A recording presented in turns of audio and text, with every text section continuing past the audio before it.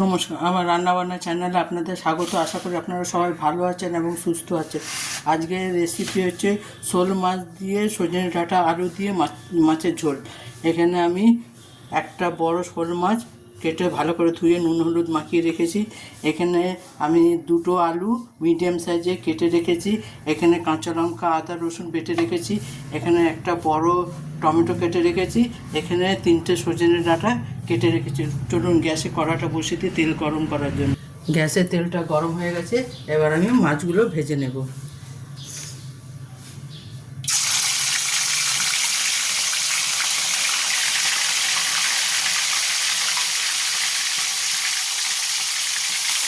আপনারা এইভাবে একবার মাছ রান্না করে শোল মাছ রান্না করে দেখবেন, বেশ ভালো লাগে। জ্যান্ত শোল মাছ তো, জ্যান্ত শোল মাছের পাতলা ঝোল খেতে বেশ ভালো লাগে।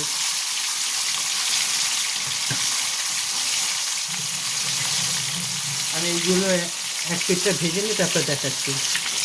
এক পিঠটা হয়ে গেছে, এবার আমি উল্টাবো।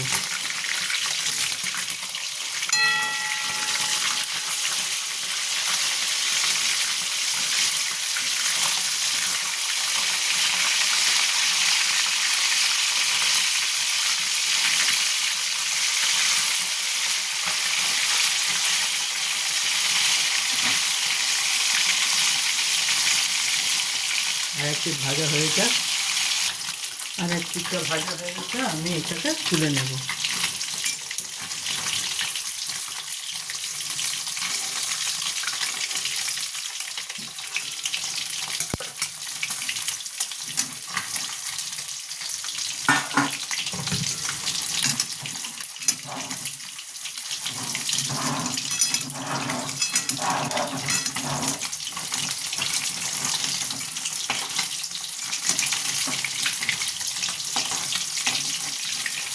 মাছগুলো সব তুলে নেব।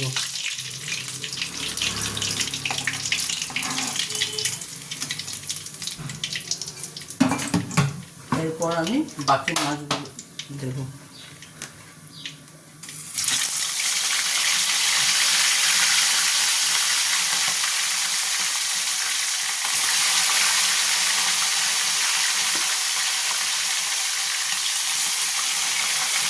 এইগুলো ভাজা হয়ে যাক, তারপর দেখাচ্ছি। আমার মাছটা ভাজা হয়ে গেছে, এবার আমি মাছটা তুলে নেব।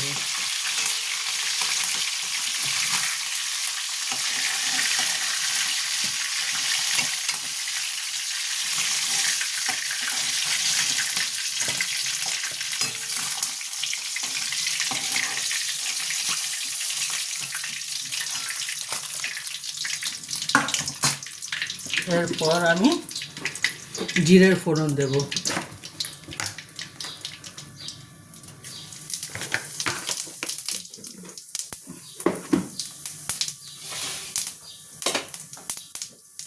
আলু দেব।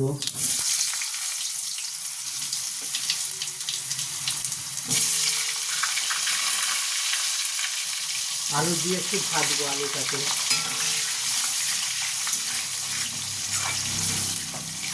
কাঁচা লঙ্কা আদা বেটে রেখেছি বলে কাঁচা লঙ্কা আমি গোটা দিলাম না।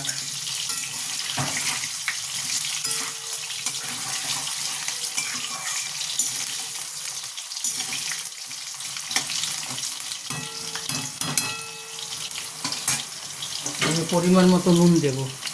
এই সময় নুন দিলে আলুতে নুনটা ঢোকে। যে যা স্বাদ অনুযায়ী নুন দেবেন।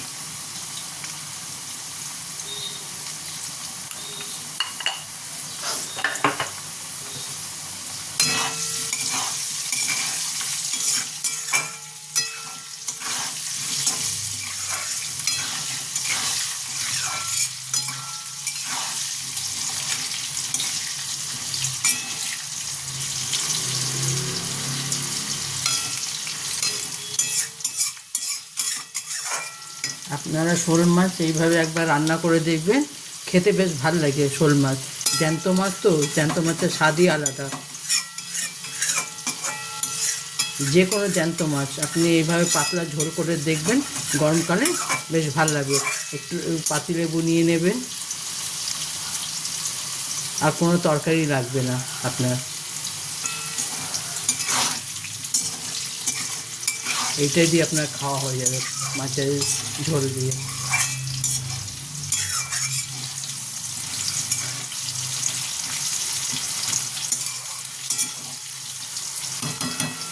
এরপর আমি এটাতে আদা বেটে রেখেছিলাম, আদা কাঁচা লঙ্কা, সেটা দিয়ে দেবো। দিয়ে অল্প জল দেবো।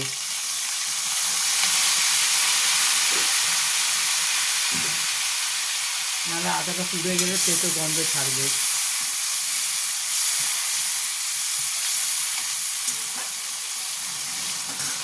এরপর আমি গুঁড়ো মশলা দেবো।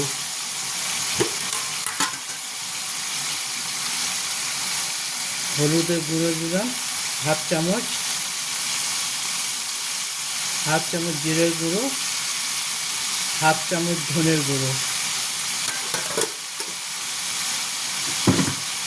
এরপর আমি টমেটো দিয়ে দিলাম। টমেটো দিয়ে এটাকে একটু ভালো করে কষবো।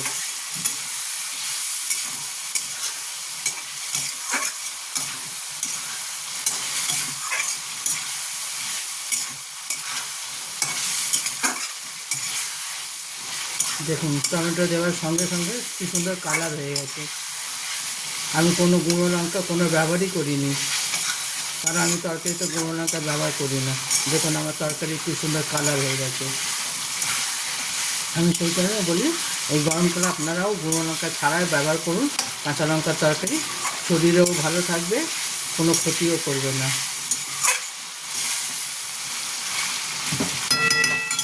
এটা একটু ভাজা ভাজা কষা করে নিই। দেখুন টমেটোগুলো সব সেদ্ধ হয়ে গেছে।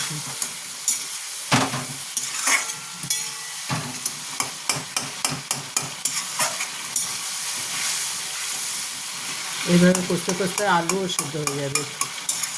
এরপর আমি ডাঁটা দিয়ে দেবো, ডাঁটাতেও মশলা ঢুকবে।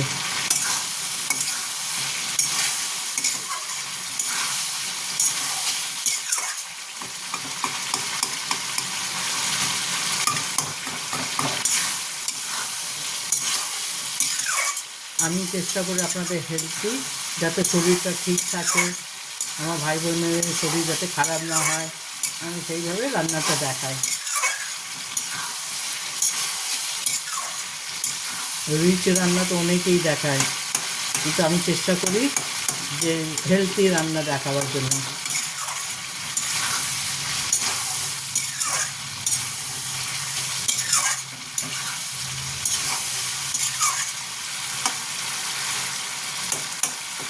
হেলদি রান্না তৃপ্তি সহকারে খাওয়া যায়।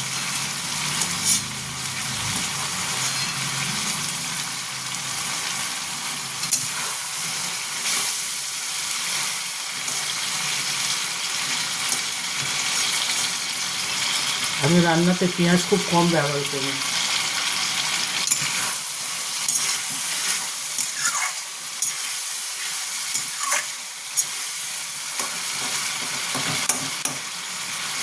আমি টমেটোর খোসাগুলো সব তুলে ফেলে দিই, কেন এখন টমেটোগুলো সেদ্ধ হয়ে যাক, খোসাগুলো সেদ্ধ হয় না, সেটা আমি টমেটোর খোসাগুলো ফেলে দিয়েছিল।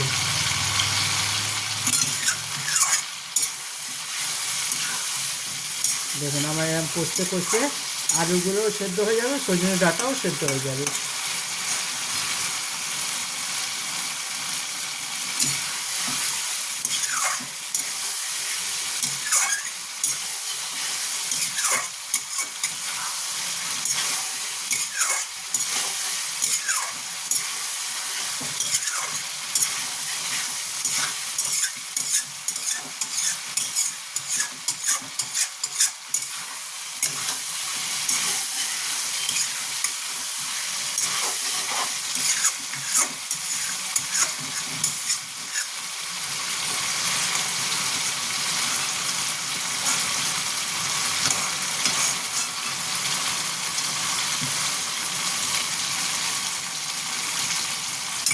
দেখুন একেবারে আমার কষা হয়ে গেছে, এখন কোনো আদা কোনো গন্ধ নেই, আদা কাঁচা লঙ্কার কোনো গন্ধই নেই।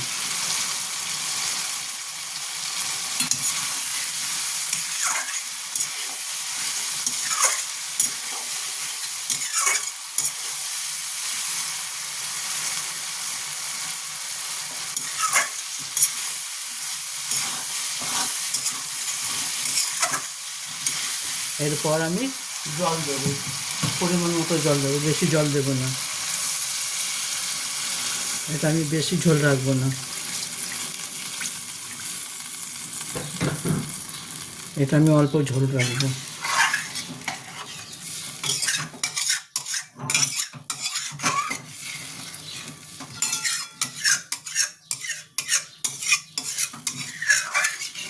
এটা এবার ফুটে উঠুক, তারপরে আমি এটা মাছ দেব। আমি 10 মিনিটের জন্য ঢাকা দিয়ে দেবো। 10 মিনিট পর আপনাদের দেখাচ্ছি। এবার আমি ঢাকাটা সরাবো।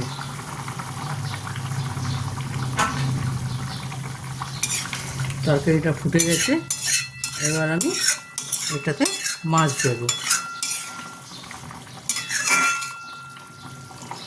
আলুও সেদ্ধ হয়ে গেছে, এবার আমি এটাতে মাছ দিয়ে দেবো।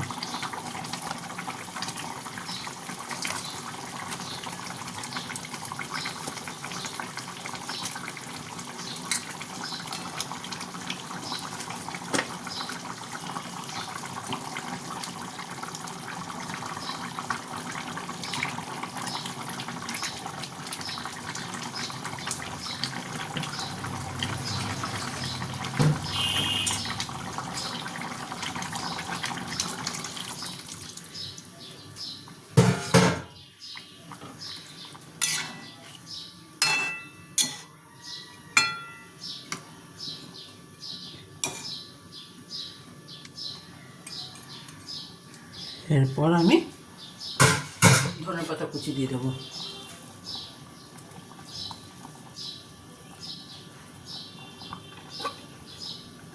দিয়ে 10 মিনিটের জন্য এটা ঢাকা দিয়ে দেবো।